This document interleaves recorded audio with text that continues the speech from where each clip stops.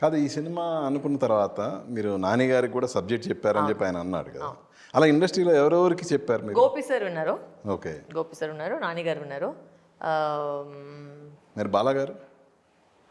Bala sir కథ వినలేదు, నేను ఇక్కడ ఉన్నాను కదా, ఆయన చెన్నైలో ఉన్నారు, సో ఆయన అక్కడ వెళ్ళలేదు. బట్ చాలా మంది ఇండస్ట్రీలో విన్నారు, బృందా మాస్టర్ విన్నారు, all the entire cost and crew obviously కథ విన్నారు. రాధిక అంటే రోల్ ఒప్పుకునే ముందు కథ విన్నారు, బట్ ఆ కథ వినేసరికి వెంటనే ఒప్పుకున్నారు.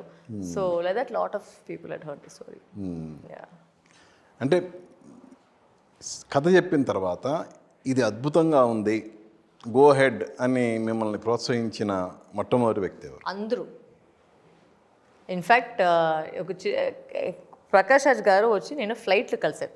ఓకే, ఫ్లైట్లో కలిసేసి నేను చెప్పాను, సార్ ఇలా ఒక కథ ఉంది సార్, మీతో వినిపించాలి అని చెప్పాను. ఓకే మా రా, నేను ప్లాన్ చేస్తాం చెప్పేసి మెసేజ్ పెట్టేసాం. సో ఐ థింక్ ఒక 2 weeks తర్వాత 3 weeks తర్వాత అని చెప్పేసి చెప్పారు. నేను పోయి కథ చెప్పాను. కథ చెప్పిన వెంటనే ఓకే మా చేసుకొని చెప్పేశారు. సార్ నేను డైరెక్షన్ చేశానంటే ఓకే వెంటనే ఒప్పుకున్నాడు ఆయన. అండ్ ఇట్ వాజ్ బికాస్ అంత పెద్ద ఒక ఆర్టిస్ట్ వచ్చేసి ఒక న్యూ డైరెక్టర్తో వెంటనే ఒప్పుకోవడం, because I don't know Prakash Raj sir from before, అంటే పర్సనల్గా నాకు పరిచయం లేదు.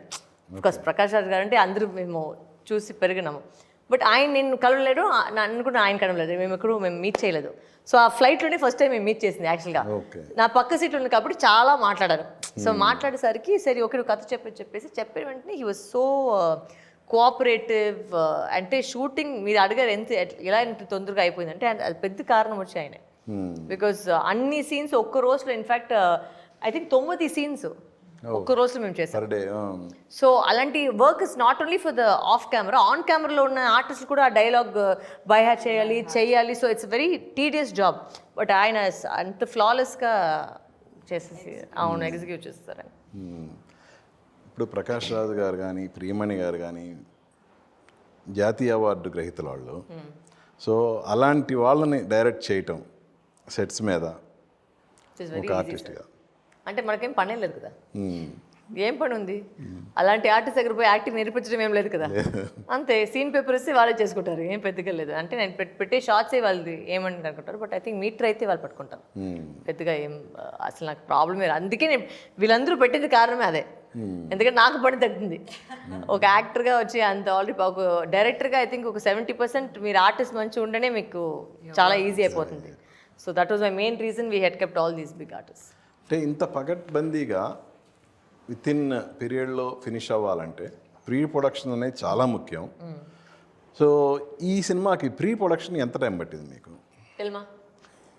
Pre production I think they started 2 months, 3 months ahead. Because definitely our script development nunchi everything will start, then corrections back and forth, and when you've told the story to 2-3 people vaal corrections istaru, ila cheste baaguntundi, ila cheste you can make this change maybe ani. So avanni chesi pre production mottham bound ichi dan tarvata she was very clear about her scenes.